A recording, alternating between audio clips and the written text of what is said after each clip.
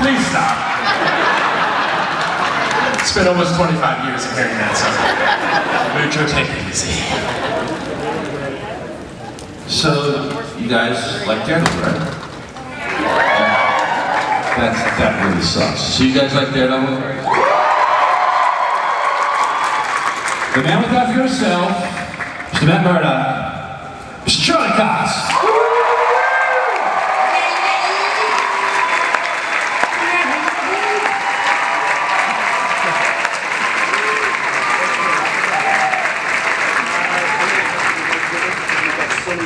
Come on, bro. All right. I just watched Stardust the other day. It was awesome.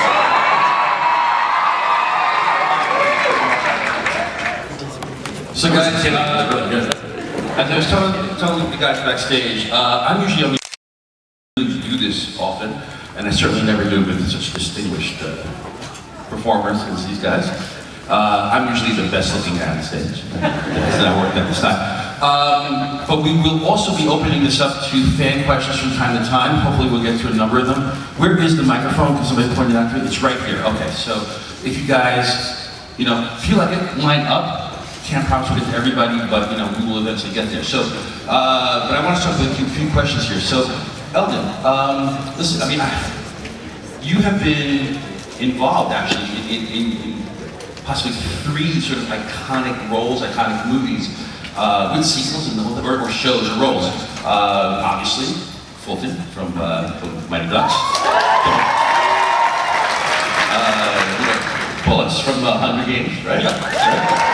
And Foggy, right? So now, when you walk down the streets, New York, LA, what do people yell out the most to you? I guess, besides the quack, let's forget the quack. Right? When you go to Foggy, what do they say? To be honest, still to this day, again, Mighty Ducks. People mostly recognize it. Because to me, if I show you, I'd be like, Donnie Below! Elvis to me, man, I rocked. I love that shit. It was my favorite. So it is Mighty Ducks, huh?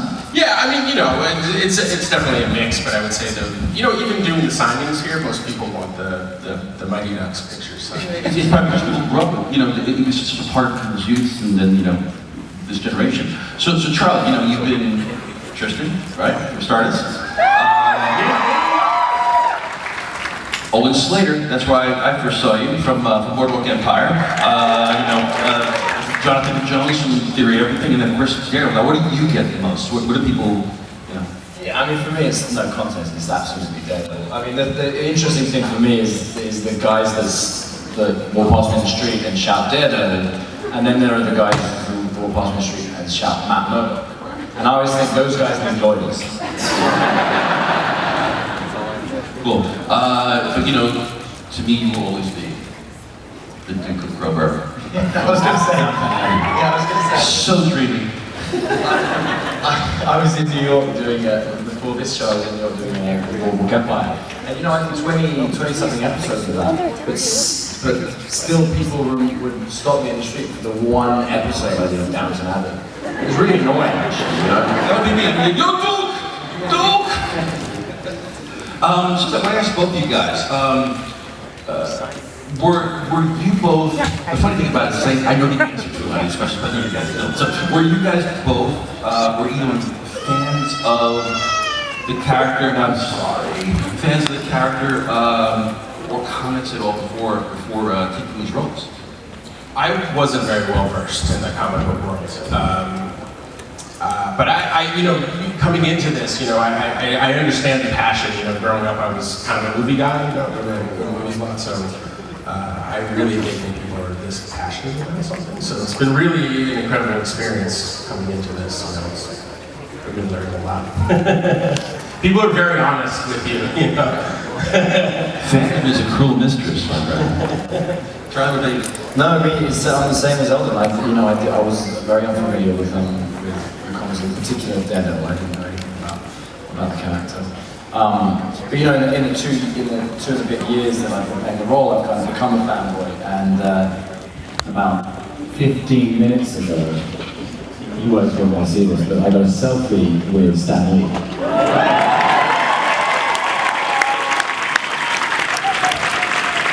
I met Stanley in Dallas, and he said to me, he said, "So why haven't I been on Daredevil yet?" Yeah, he just said the same thing. He just said the same thing to me. But does anyone know that he has been on Daredevil? Did anyone spot that? Oh, he's British. So there is in the 15th precinct, in the police precinct, there's a picture of a cop on the wall behind Brett Mahoney, and that's that. I told him that, he didn't seem satisfied. I think we gotta get him on the show. You know? You won't even get paid now. Exactly.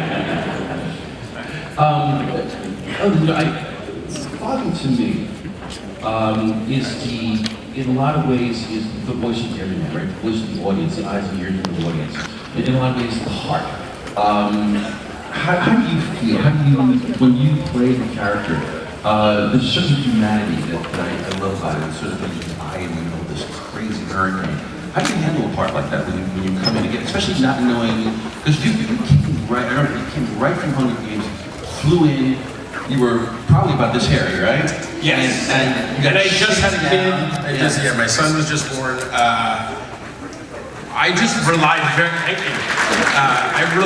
heavily on the people around me, our writers, and the people from Marvel, and Charlie, because Charlie, I think probably read every comic book there was, and so I just was asking a lot of questions, and I don't know, to be honest, I just try not to think about it too hard and just sort of, go with what's on the page and trust the people around me, and I feel very lucky, honestly. I mean, I feel like I have very little to do with the success of the show because I didn't know a lot about the character or the comics, and I just feel like people really steered me in the right direction. I think the downside is, I think the success of the show, while it is called Daredevil, it is like so many things at Marvel. It's just a great collaboration, and it's that mix of cast. It wouldn't work if you didn't try and feel like there was that brotherhood between the two. Yeah, and also, the writers did an amazing job with writing Foggy, but it's a very easy character to kind of just make him kind of the comedy and the light relief, and so I think what Elden achieved in the show is spectacular.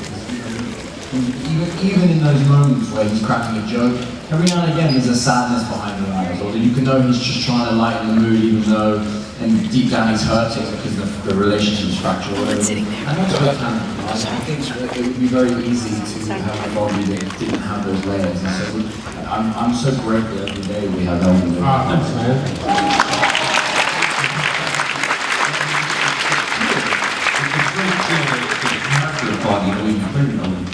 Is obviously cares more about math than actually masters themselves. He has that. He is that, to me. Like I said, he is that window into the world because even characters are getting carried away. The crazy stuff. Speaking of fatherhood, Charlie, you are going to be a dad soon, aren't you? I want to give you, your boys can swim, Charlie, your boys can swim. No, very, very soon. In fact, my girlfriend was pretty bemused when I said I'm going to Toronto a couple of weeks beforehand, by the way. So keep your legs closed. No, actually, I'm glad you brought it up, Joe, because I kind of feel like I'm putting you on the spot here. But one of the things she said to me before I left was, if you see Joe, you have to convince him to do a baby Daredevil drawing for us. I could do that. What makes you think I was? Do you think you should, guys?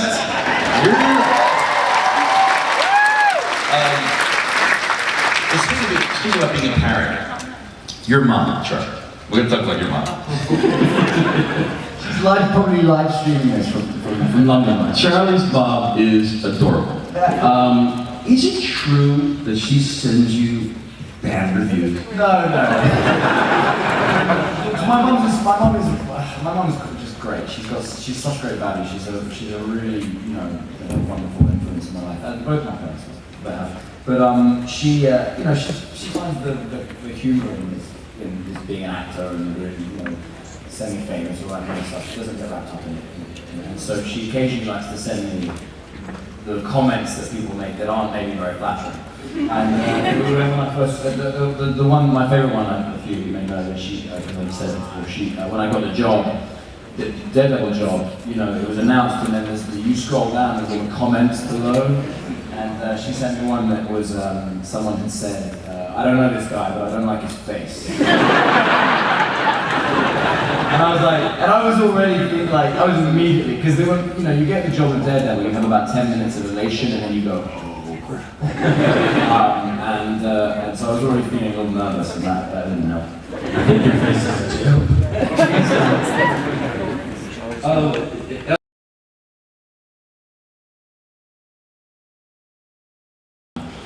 You know, you're reading a 2-3-page document, very brief outline of the entire season, and you know, so the drama isn't quite as intense as it can be if you're watching it hour by hour.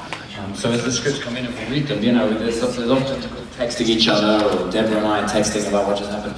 I think the one that kind of made the hair on the back of my neck stand up a little bit was the end of, I think, episode 8, might have been 7, of season 2, with the hole, the big hole, and the way that was described. And you know, in my imagination, and I thought they brought it to life beautifully as well. But I just remember thinking, I just had a moment of like, you know, because by then I was really invested in the comics, and so I knew about this. You know, I was kind of hoping, waiting for this mythical element to become part of the show, because I think it's vital if you're going to make Daredevil to have that, and for it to be dealt with appropriately. And so just with the kind of the reveal of this weird, like, never-ending hole in the middle of Manhattan, and I just remember thinking, cool.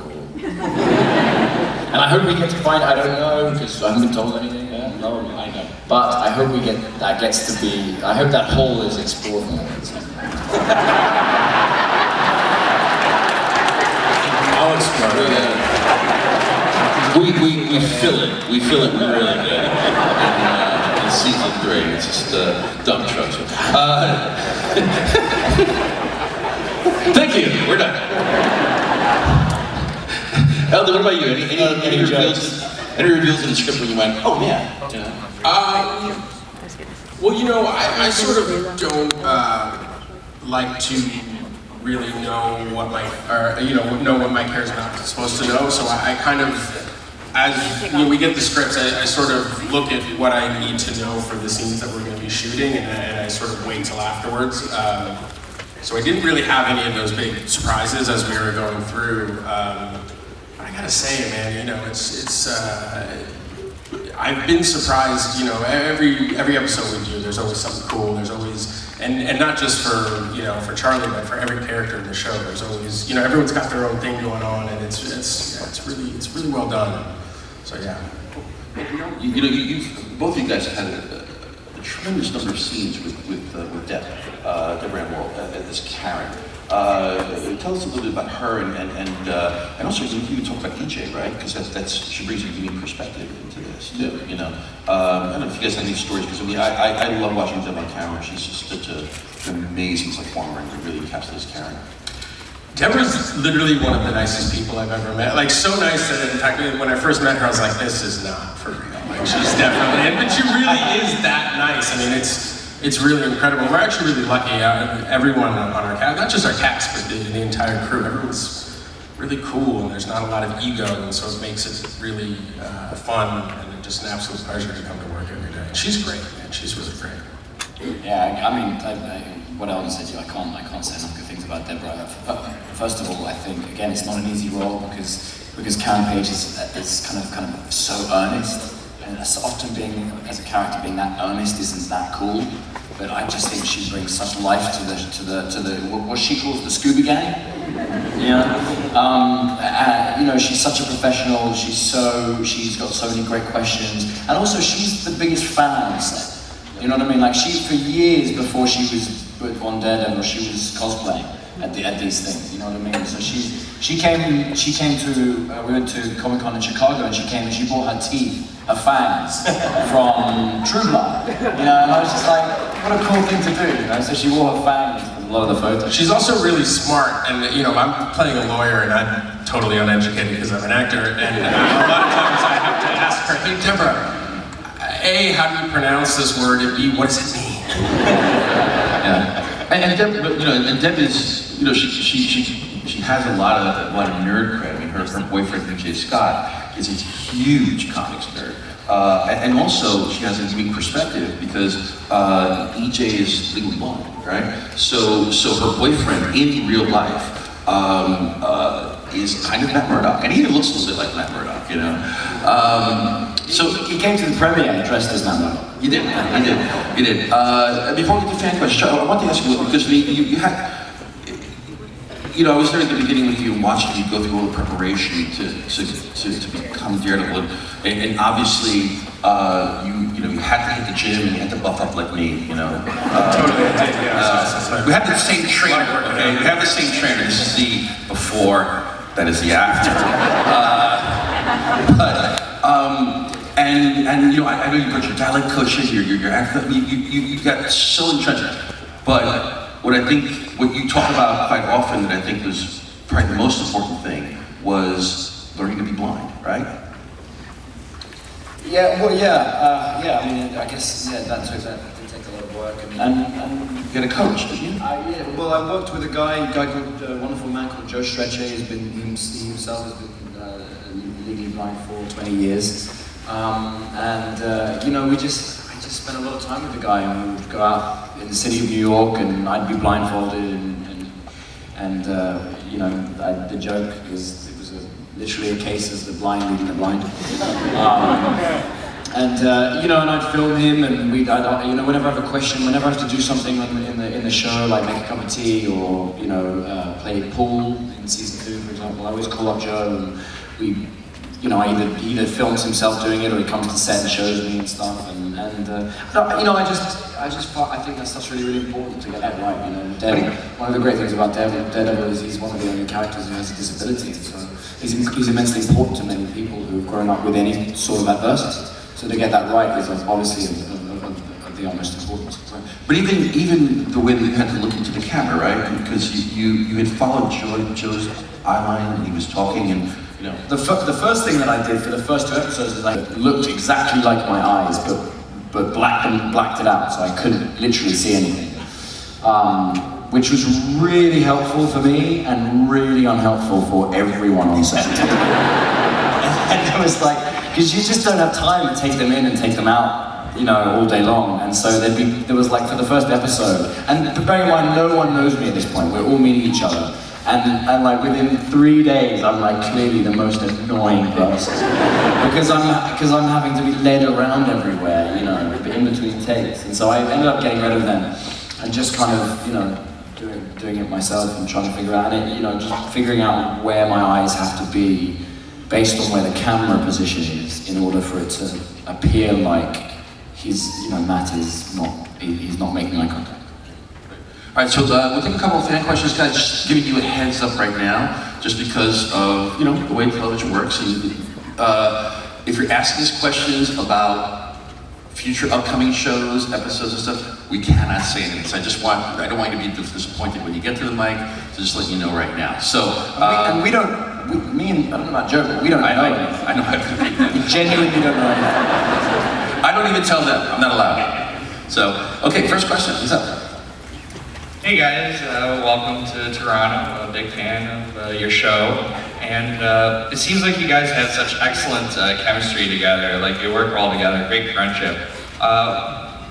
This is sort of a two-parter. What's your favorite thing about each other, and then your biggest pet peeve about each other? See, I already know what he's going to say about the pet peeve. Here we go. Well, no. Here's the thing.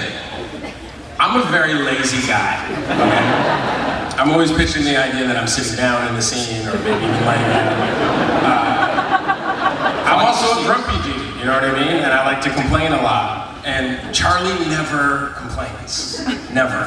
And like he'll be on top of a roof all night long in freezing cold weather, fighting or whatever. And I guess that's my biggest pet peeve is that he never complains, so I feel like I can't complain.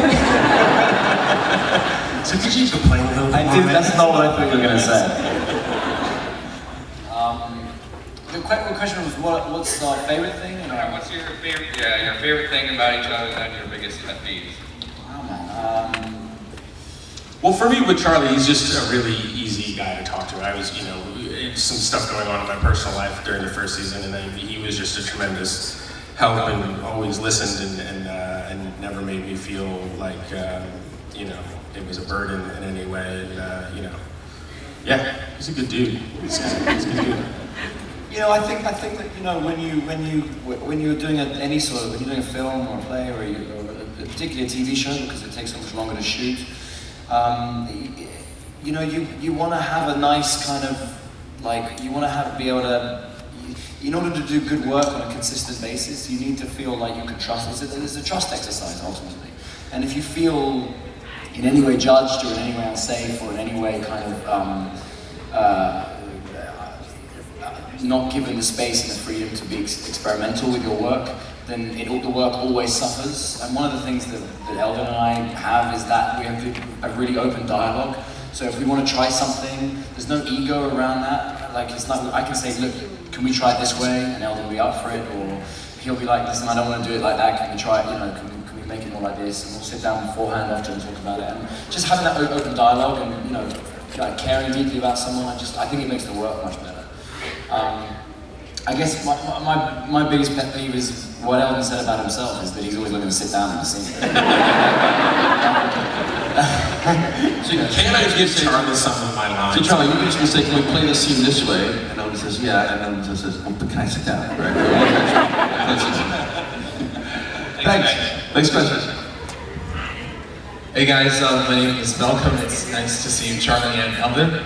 I have to say, since the Defenders will be out soon, I'm really looking forward to the meet between Daredevil and Jessica Jones. Out of the four Avengers, I'm really excited for those two to meet the most. It's just, those two, they seem completely different, and it's going to be very interesting to see how the two will measure up to each other. So I'd like to ask you, Charlie, and this could be for Elden too, how do you think Daredevil will measure up to Jessica, and same with Foggy, because at the end of season 2, that Hogarth Earth, so I think it's bound to happen that they could meet eventually, possibly. What are your thoughts? Yeah, great question, man. I love Jessica Jones. I thought Kristen Wiig did an extraordinary job with that part. But I love how you're thinking, because the Matt Murdoch, Jessica Jones is going to be an interesting relationship. I can see them kind of getting on. You know what I mean? But they also they're two people who they're not particularly friendly. Do you know what I mean? And so that's gonna be cool. But the relationship that I'm most interested to see flesh out is the Matt Murdoch, Danny Rand stuff. I just think that that kind of, yeah, right. And I met Finn Jones the other day, so that was I just think that in the comics that's a lovely relationship. So I'd like to see how that kind of works out on the screen. Thank you. Charlie, speaking of relationships, I think one of the most intense relationships in our show was between Daredevil and the Punisher, and John Bernthal. I remember when John came in to read for the part, and we were all just sitting there, at least I was sitting there going, I cannot wait to see John and Charlie just go at each other, And I mean, like in the physical battles, I'm talking about, actor to actor kind of thing, because you're both really intense, but you almost seem like 180 degrees and different, in your approaches. What was it like working with John? I found him to be incredibly funny but intense dude. This mixture of both. John's one of the best actors of our generation. I've been watching his work for a long time, and I think the guy's world class. I don't think he gets much better than that. And he did. I thought he did such a great job with this part as the Punisher. And now he has his own show.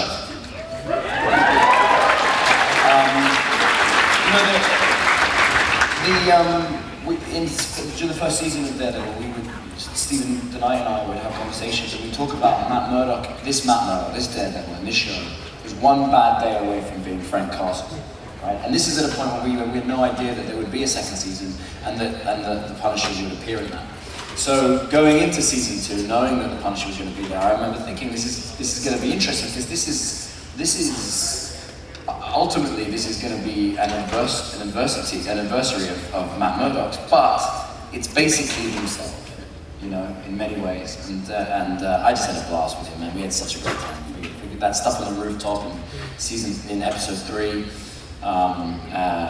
You know, I was chained to a rooftop to a chimney for 3 nights in a row. And he never complained.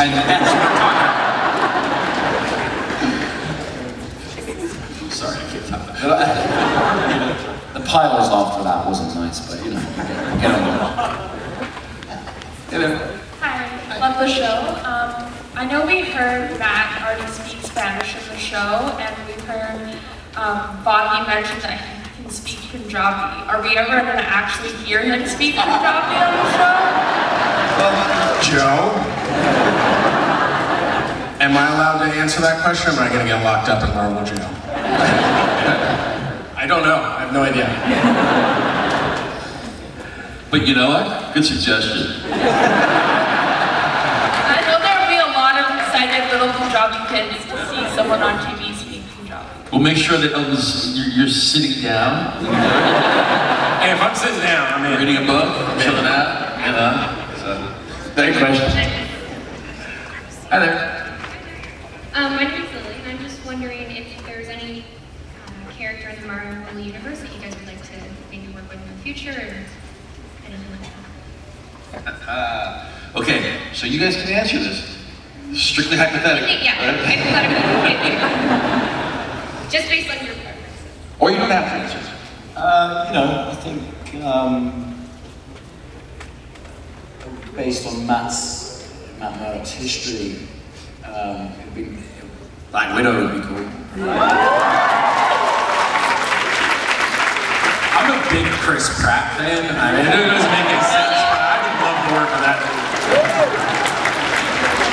You know, speaking of characters, Vincent D'Onofrio.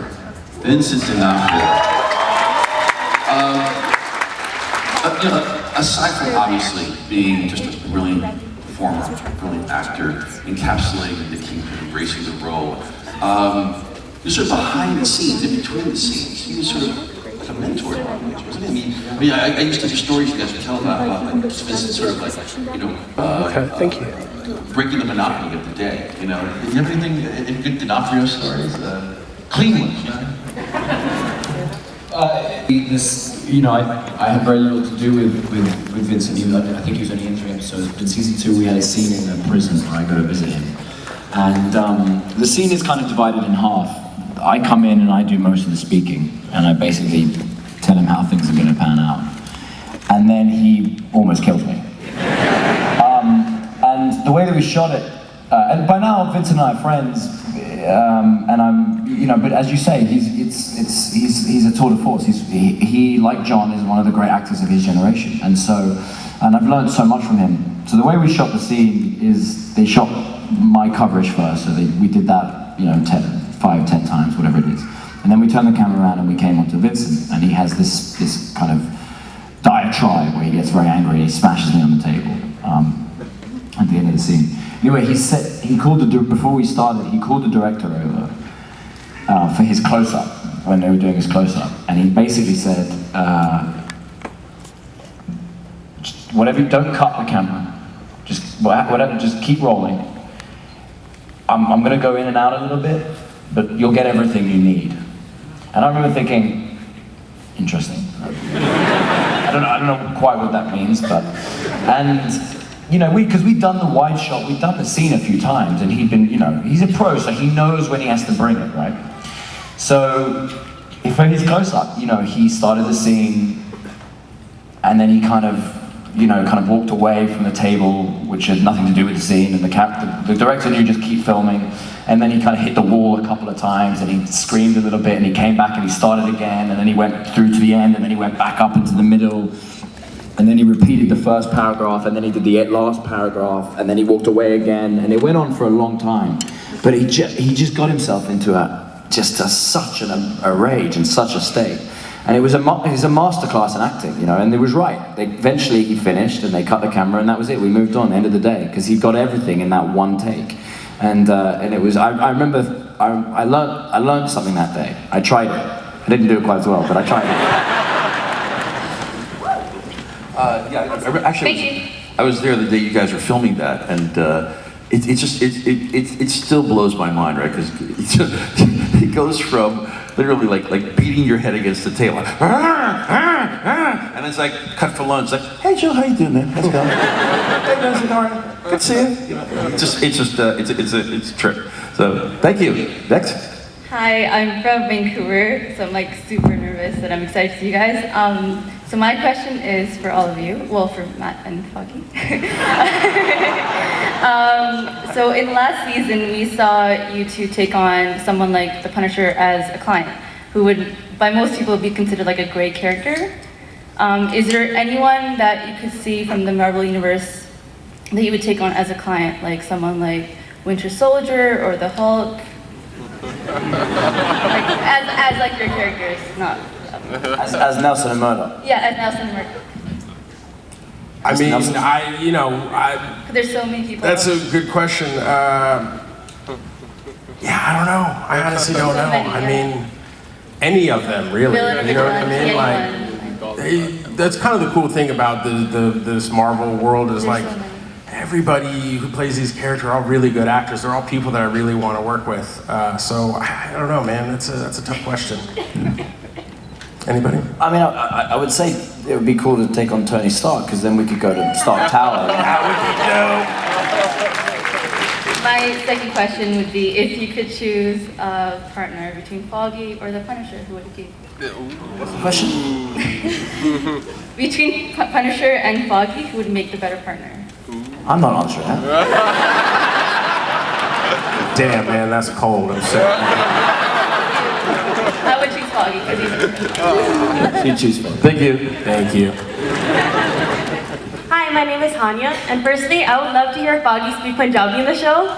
And yeah, so I was wondering, since a lot of these dark vigilante characters do struggle with morality, and a lot of these stories are similar, and I was wondering, how does Daredevil's Catholicism make his struggle and experience different from, say, Batman? That's a great question, especially, I mean, because Charlie, you were brought up Roman Catholic, right?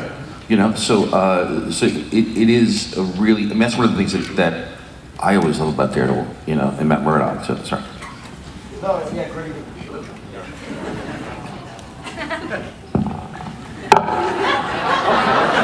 Now did the bell?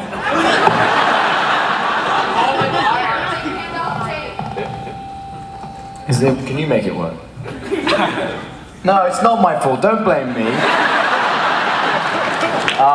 Yeah, really good question. You know, I think it's one of the other things I love about Matt Murdoch is that he has this religious background, and I think that's one of the reasons that making this character on a show rather than in a film, having 13 hours, 26 hours to explore these characters, I think has benefited us so much, because one of the things that I find most interesting that we did with this show is that we've got these superheroes who go out and they do the stuff that we love. We see them kick ass and all that kind of stuff. But then we get to go home with them and see how they feel about what they're doing. And you know, some of my favorite scenes are when we see Matt, you know, having been out all night, you know, beating up bad guys, and then he comes home and he sits with his feelings. You know, what a cool idea to see, and we see a bit of shame, and we see a bit of vulnerability with him, and we learn and we know that there's this cloud hanging over him, there's this doubt that what he's doing is the right thing to do or not, you know, and how is he going to reconcile that?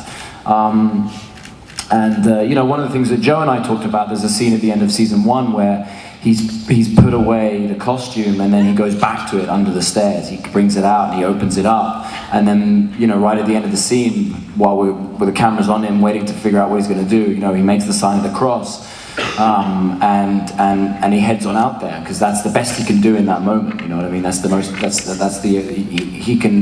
He can ask for help, but he's doing it anyway. Do you know what I mean? And I just think it's, for an actor, it's awesome to have that you know, that being pulled in all these different directions. It makes it so much more interesting to play. It's funny because I had that scene here listed as something, one of the things I want to talk about, which was the beautiful thing about these characters is that you know, it is this constant metamorphosis and growth of the characters from publishing to the Netflix show. And every creator brings something new to it, right? You know, Stan Lee created it, and then you had guys like Frank Miller and Brian Bendis, Kevin Smith, who all added a little something more to Matt. And when I saw that scene, I saw it in the dailies, where Charlie just sort of, you know, he kneels down and he opens it up and he does the sign of the cross before putting on a devil suit. I was like, those are the kind of things that just add on to a character. Now, I mean, was that improv or what did? Because it wasn't in the script. I'm pretty sure that wasn't in the script. Yeah, maybe. Yeah. I don't remember, yeah. I told him to do it. That'd be a good idea. There you go. Thank you, though. Appreciate it. Thank you so much. Thank you. Hey guys, so Daredevil has some of the best and interesting, well-executed fight scenes that I've seen on film. So my question, Charlie, is did you come into the show with a martial arts background, or is that something you had to learn for the role? And then the second part of the question is, who do you think would win in a brawl, yourself or Matt Damon, or not Matt Damon? Or Matt Damon. Dude, he'd kick Matt Damon's ass. Who's in the brawl? Ben Affleck. Daredevil.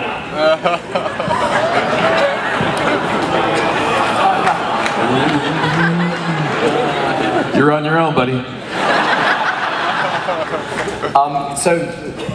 The only part of the question that I'm going to answer is the beginning part, which is, you know, I had no training. I'd done no martial arts in my life, and I've had the opportunity to learn some as we've been doing the show, but not in a traditional way. Like, I haven't really had the opportunity to learn an art form and study it. I literally just turn up on set, and the stunt coordinator and my stunt double teach me the routine.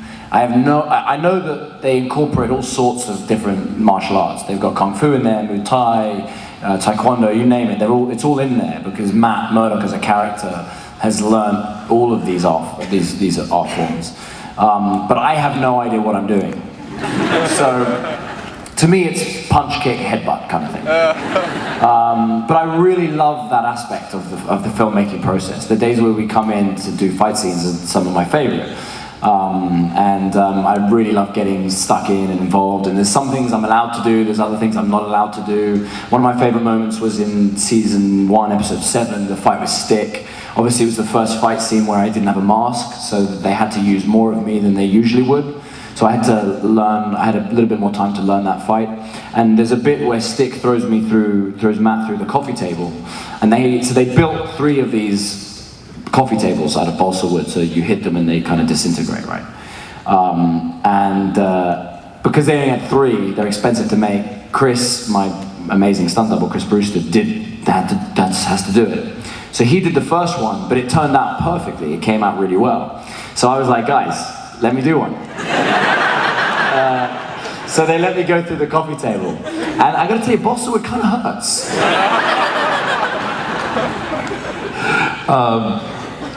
I do have the answer to your question, though. The fight between Charlie and Ben Affleck. The winner would be the fans. Nice one, dude. There we go. But in truth, Matt Damon would tickle both your asses, bro. But you know, speaking of fight scenes, I'll just relay a story. But then because I've never asked you why you guys did this, but the now I think legendary. Was it 8 minutes long, the fight scene in the corridor, right? 7.5 minutes long. So I'm watching the dailies, and I see that there's like, you know, there's 8 takes of this. So I'm thinking, okay, well, it's one take, then they do the other half of it, and every single one of these takes was a full take from start to finich. With yourself and Chris Brewster, who I don't think we could never say enough about Chris Brewster. Chris is superhuman as a stuntman. But I sat there and I watched every single one of these to see what sort of variations, and they were very small variations. And then we get to like the 6th take, and I wish I had the video here, I've shown it a couple of times, We get to the 6th, so you go through the entire thing from beginning. Daredevil walks in, he kicks in the door, he goes in, gunshots, the door explodes, stuntmen come rolling out, here comes Daredevil out, fight, cameras turn, all this sort of stuff. Then more fight in the hallway, and then Daredevil goes through the hall, then you come out, right? And Matt comes out and then knocks on the door and goes in to where the kid is, and you say, don't worry, I'm here to rescue you, your father sent me. And you come out, and instead of carrying the little kid, you're carrying a PA, like the actual full-grown adult. What?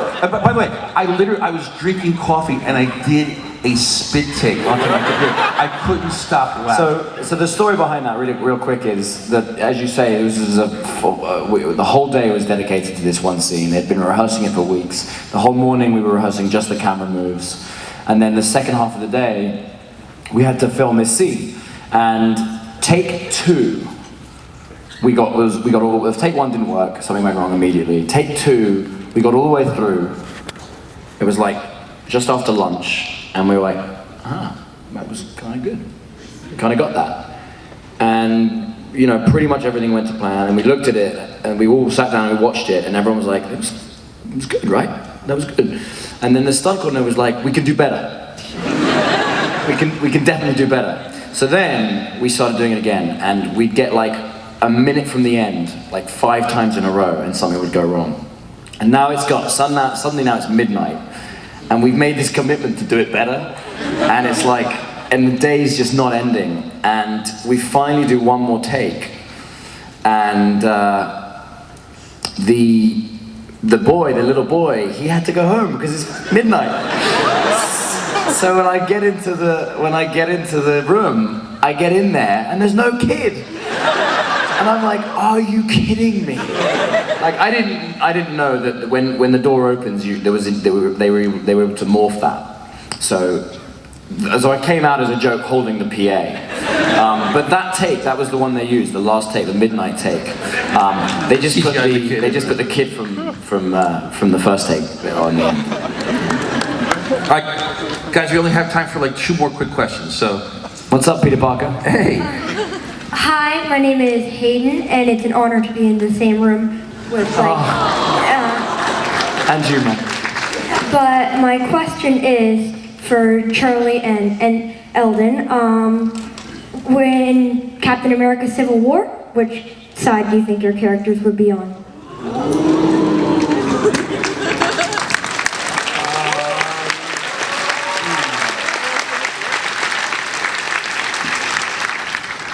Civil liberties? I don't know, man. I mean, I feel like...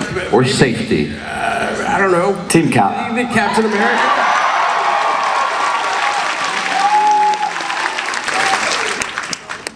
Yeah, I like Chris Evans a lot, so I'd like to... I want to be in his team. Thanks, Ed. Thank you. Last one. Sorry, guys. We're being told that we're done. Hey, guys. Hey. My question is for Charlie. Matt's moral conflict of whether or not to kill is obviously a major element of the show. However, given that Daredevil has killed in the comics, can you think of any circumstances that your Daredevil would ever kill? And how do you think this would change him? Well, you know, in season 1, episode 2, when he throws the guy off the roof, that's a gamble. You know what I mean? Hang on a second. You've actually thrown several people off roofs. Yeah, right? yeah. So, I think a lot. I think his no-killing record is slightly by chance at this point. And also, there's a couple of times where there's a scene in episode 4 of season 2 where he goes to rescue the Punisher, kind of thing, right? In the catacombs, and as he comes in, he beats up a couple of guys, knocks them out, right? And then he goes in, he gets Frank, he goes through a couple other rooms, he beats up more people, he has a quick conversation with Frank, they then beat up some people together, and then as they're leaving, those 2 guys are still knocked out. If they're not dead, they are seriously brain damaged. Okay? If you get knocked out and you're still knocked out half an hour later, that's not good. So it's a slightly loose moral compass at times, do you know what I mean? And by the way, I think it's Season 3, we're gonna have Foggy throw some people off the roof just to even things up. No, man, come on, man. I just want to relax, take it easy. Foggy's actually, Maybe get a hammock for Foggy. Can we get a hammock for Foggy in season 3? Foggy's actually been in a fight scene in this show. You remember the baseball in season 1? Yeah. Oh, right. Yeah, but they didn't actually show him throwing it because it was just too much, man. I got a mean fastball. But guys, thank you so much. Thanks, Toronto. Thanks, guys. Thanks for coming. Charlie Cox, Elden Henson, guys. Keep it real, everybody. Quack, quack, quack, quack, quack, quack.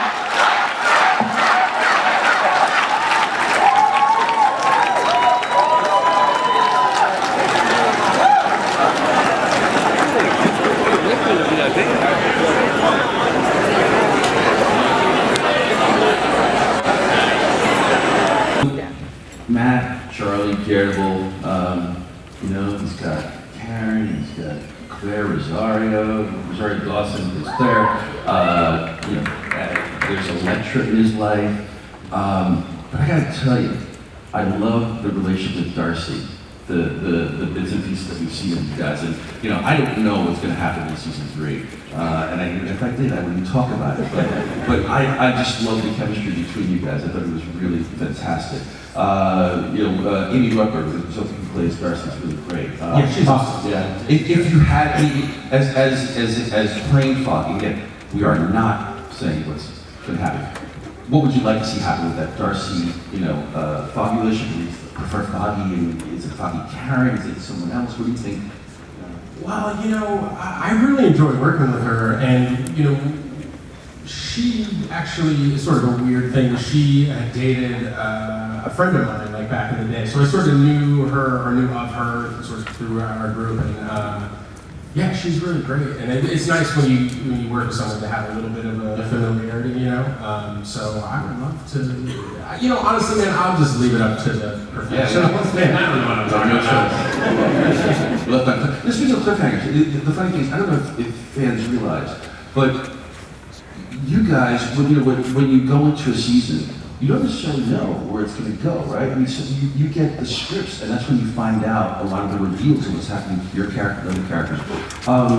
Charlie, for you, what was one of the big surprises when you got a script and you go, oh my God, I can't believe that's happening? And by the way, spoiler warning if you haven't seen the first 2 seasons. So.